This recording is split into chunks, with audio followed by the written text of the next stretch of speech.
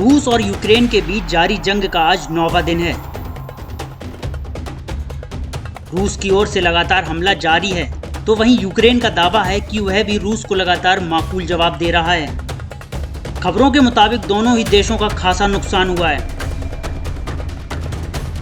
अंतर्राष्ट्रीय स्तर पर प्रतिबंध और बातचीत के जरिए रूस पर दबाव बनाने की कोशिश तो की जा रही है कि वह तत्काल सैन्य कार्रवाई रोक दे, लेकिन रूस अभी भी लगातार हमले कर रहा है। हमलों की वजह से यूक्रेन में काफ़ी तबाही हुई है, जिसके बाद दुनिया भर के कई देश रूस की आलोचना कर रहे हैं। ऐसे में यहाँ सवाल उठता है कि क्या युद्ध के भी नियम कायदे होते हैं?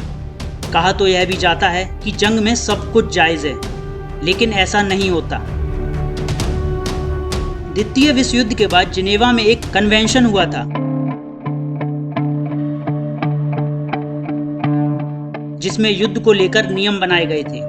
दरअसल 1939 से 1945 तक चले इस दूसरे विश्व युद्ध में 5 करोड़ से ज्यादा लोगों की मौत हो गई थी।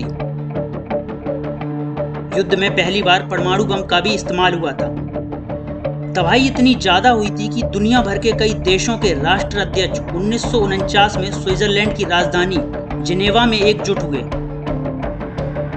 इसे जिनेवा कन्वेंशन कहा जाता है। यहीं पर सभी देशों के राष्ट्र अध्यक्षों ने मिलकर युद्ध के नियम और नीति बनाए थे। युद्ध के लिए बनाए गए नियमों में तय किया गया कि जंग कैसे लड़ी जाएगी, युद्ध में किन लोगों पर हमला किया जा सकता है और किन पर नहीं, युद्ध में कैसे हथियारों का इस्तेमाल किया जाएगा, किन चीज़ों को टारगेट किया जाएगा, ये तमाम चीज़ें तय की गईं। इन नियमों को इंटरनेशनल ह्यूमैनिटेरियन लॉ या लॉ ऑफ वॉर कहा गया। जिनेवा कन्वेंशन के दौरान युद्ध को लेकर बने लॉ ऑफ वॉर में 161 नियम बनाए गए थे, जिसकी 196 देशों ने मान्यता दी थी। ये सभी देश युद्ध के दौरान उन सभी नियमों का पालन करने के लिए बाध्य हैं, जिसे जिनेवा कन्वेंशन में तय हुआ था। लॉ ऑफ वॉर में साफ साफ लिखा है कि जंग के दौरान आम नागरिकों को निशाना नहीं बनाया जाएगा।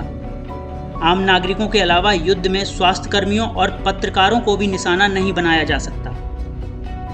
नियम ये भी है कि रिहायशी इलाकों, इमारतों, स्कूलों, कॉलेज और आम घरों को निशाना नहीं बनाया जा सकता। अस्पतालों और मेडिकल यूनिट पर भी हमला नहीं किया जा सकता।